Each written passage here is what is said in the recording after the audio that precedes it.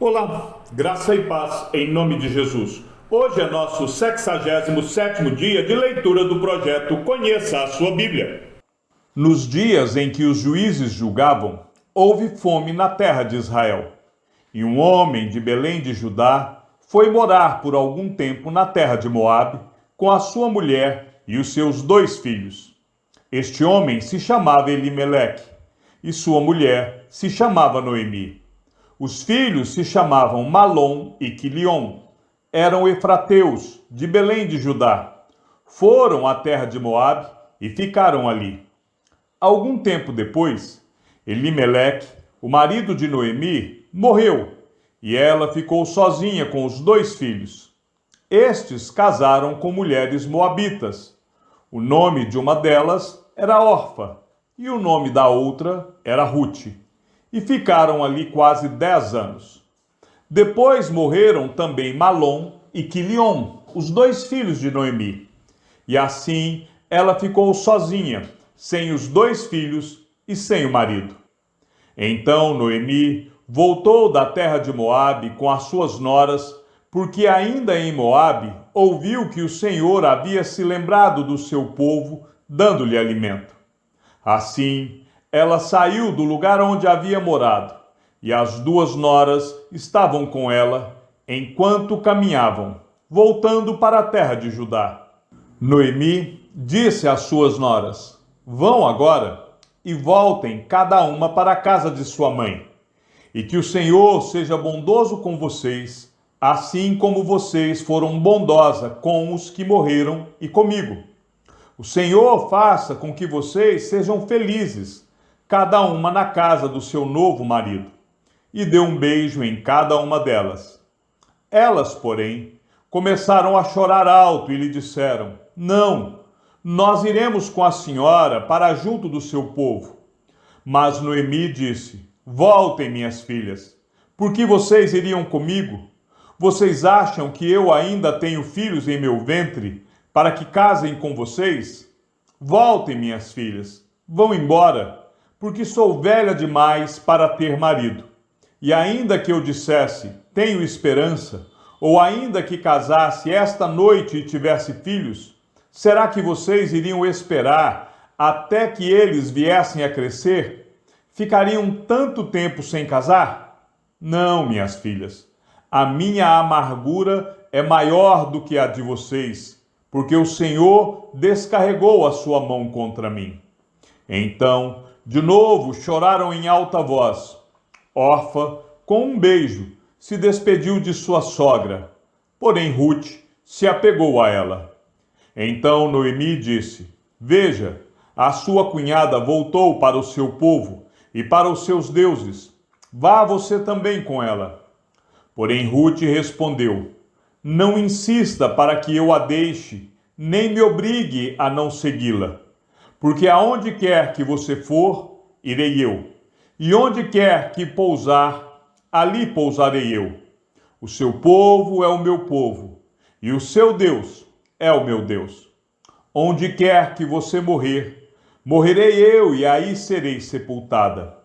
Que o Senhor me castigue, se outra coisa que não seja a morte me separar de você." Quando Noemi viu que Rute estava mesmo decidida a acompanhá-la, deixou de insistir com ela. Então ambas se foram, até que chegaram a Belém. E aconteceu que, ao chegarem ali, toda a cidade se comoveu por causa delas. E as mulheres perguntavam: "Essa não é a Noemi?" Porém ela lhes dizia: "Não me chamem de Noemi, mas de Mara, porque o Todo-Poderoso me deu muita amargura. Quando saí daqui, eu era plena, mas o Senhor me fez voltar vazia. Por que então querem me chamar de Noemi, se o Senhor deu testemunho contra mim e o Todo-Poderoso me afligiu?" Foi assim que Noemi voltou da terra de Moabe com Rute, sua nora, a moabita, e chegaram a Belém no começo da colheita da cevada. Noemi tinha um parente de seu marido, dono de muitos bens, da família de Elimeleque, o qual se chamava Boaz. Rute, a moabita, disse a Noemi: Deixe-me ir ao campo para apanhar espigas atrás daquele que me permitir fazer isso. Noemi respondeu: Vá, minha filha.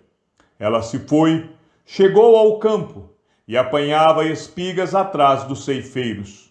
Por casualidade, entrou na parte do campo que pertencia a Boaz, que era da família de Elimeleque. Eis que Boaz veio de Belém e disse aos ceifeiros: Que o Senhor esteja com vocês. E eles responderam: Que o Senhor o abençoe. Depois Boaz perguntou ao servo encarregado dos ceifeiros: De quem é essa moça? O servo respondeu: Essa é a moça moabita que veio com Noemi da terra de Moabe. Ela me pediu que a deixasse recolher espigas e ajuntá-las entre os feixes após os ceifeiros. Assim, ela veio e ficou aqui desde a manhã até agora.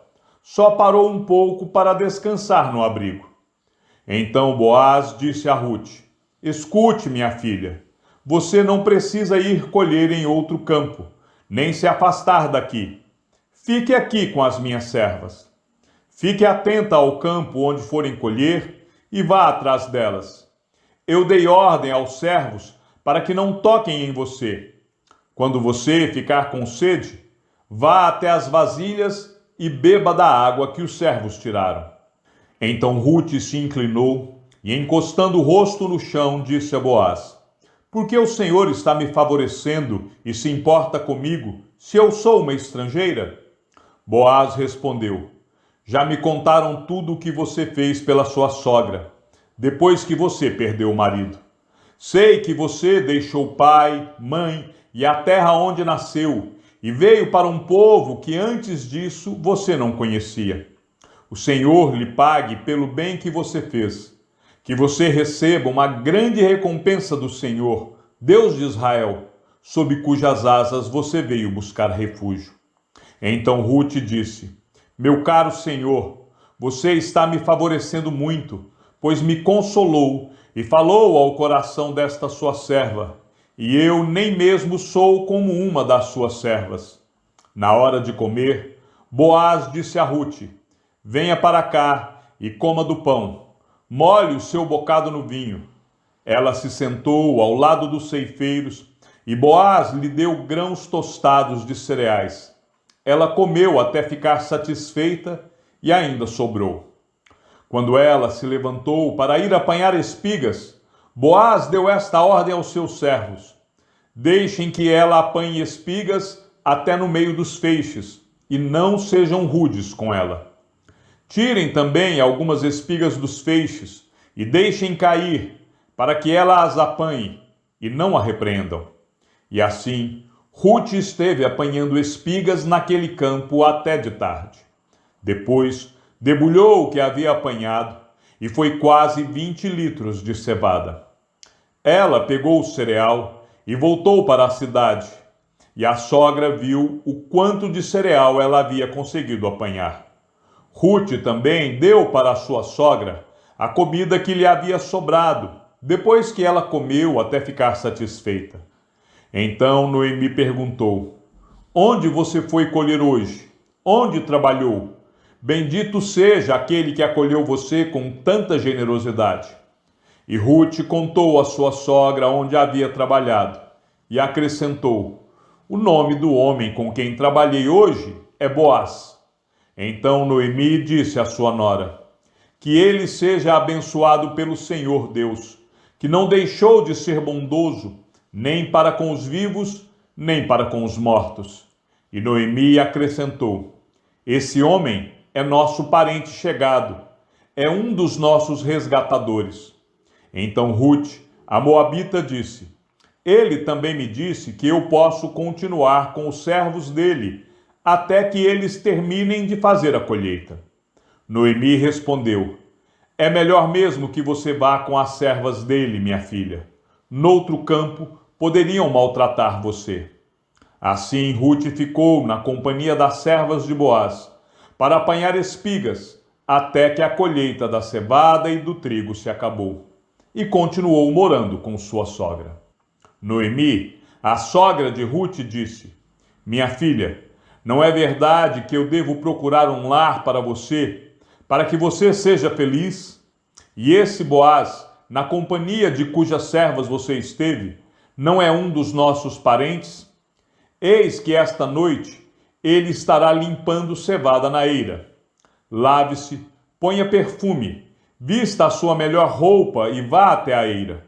Mas não deixe que ele perceba que você está ali, até que ele tenha acabado de comer e beber. Quando ele for dormir, repare bem o lugar onde ele vai se deitar.